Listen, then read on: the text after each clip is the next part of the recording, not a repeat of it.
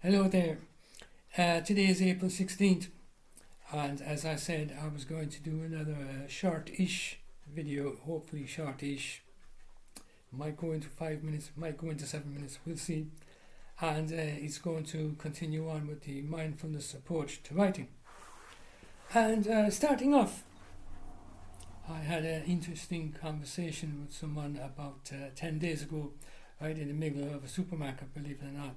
And they just tapped me in the shoulder and asked about the old school problem of writer's block. And we went to sit down for a cup of coffee and talked about it for about 10 minutes.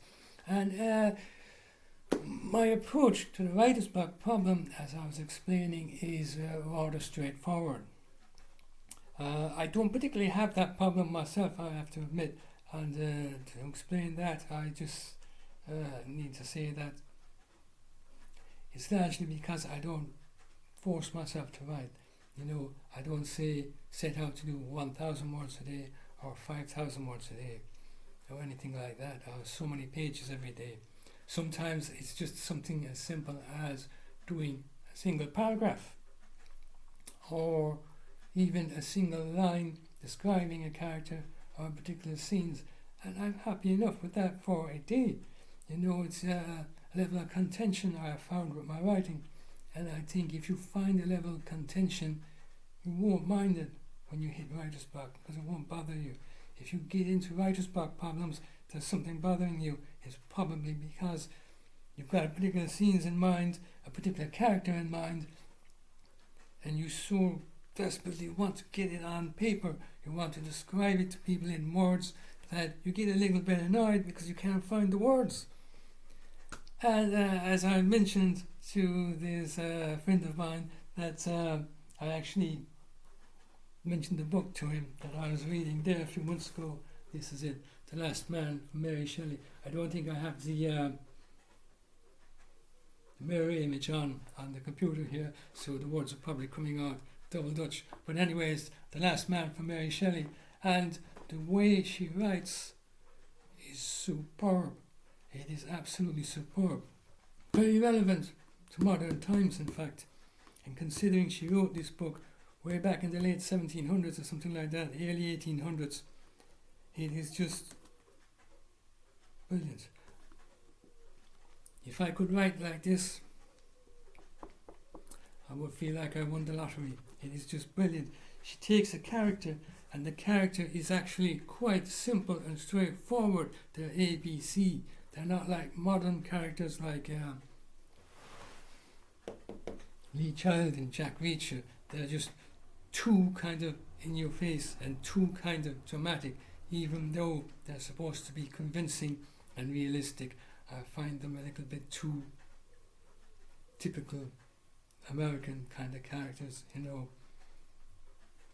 They've got their own notions over there. I won't say any more about the Americans at the moment. They're enough trouble as it is.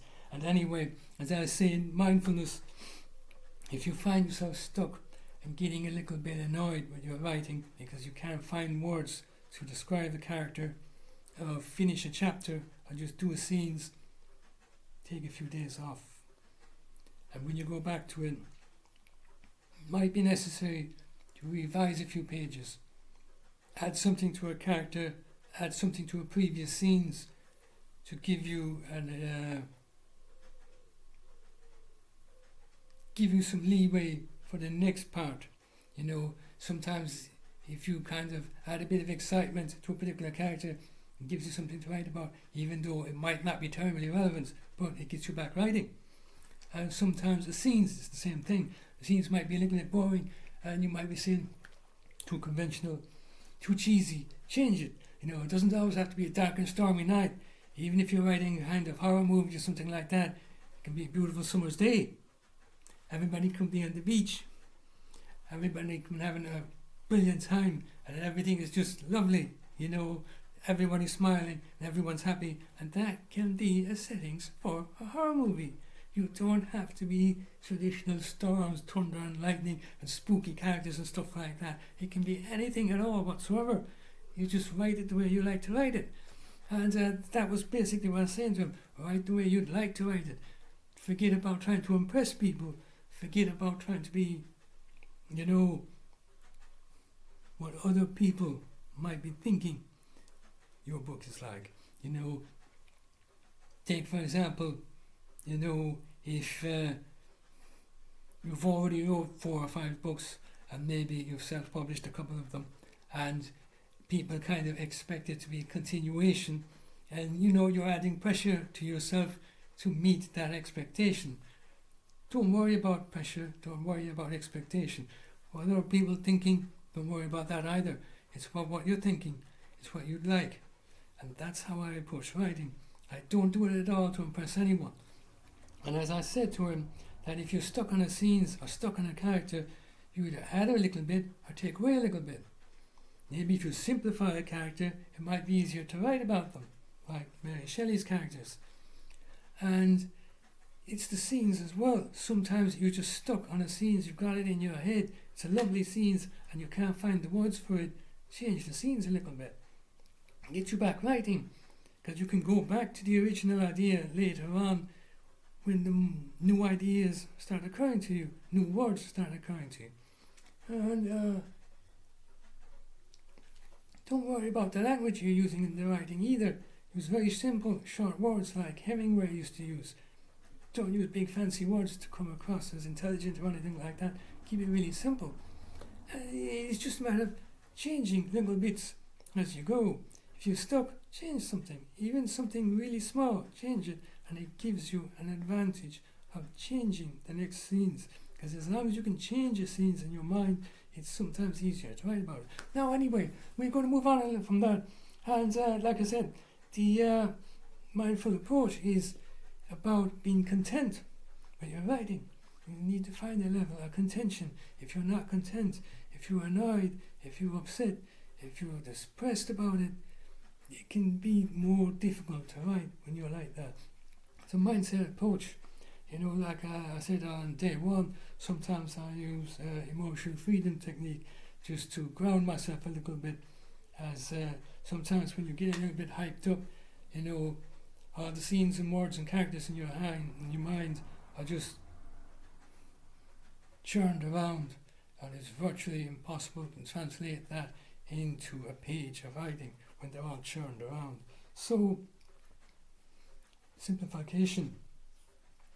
Change your character, change your scenes, cut something out, add something on, take a week off. Simplification. That's it.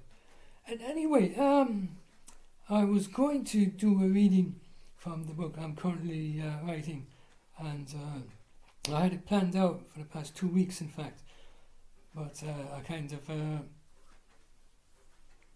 I'm not entirely sure about it now. In fact, I'm thinking of changing a few bits of it, as believe it or not, I wrote this particular series of chapters a good number of years ago when I was going through a bad patch, a very bad patch actually, and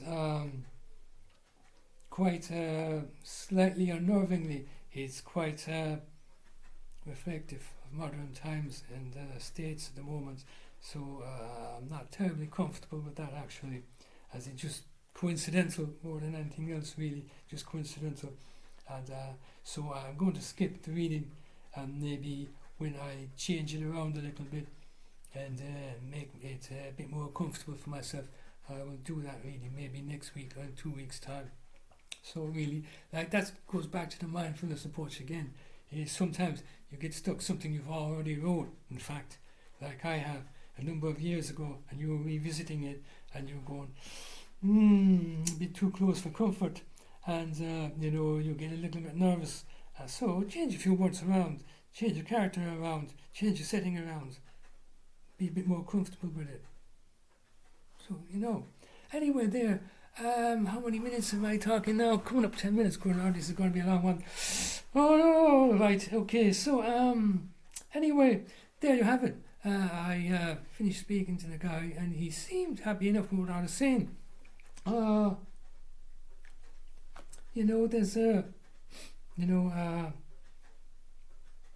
writer's block is just writer's block is an unusual issue.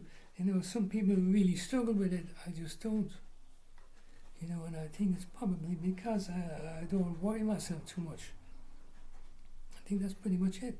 So anyway, as I said, hopefully I'll do a reading in a week or two, and hopefully this video isn't too long for people to be following, because I'm conscious of the fact that, in the modern era, people like everything quickly now or yesterday, and they look at the first minute and the last minute and don't bother looking at the middle of it. So anyway, what harm?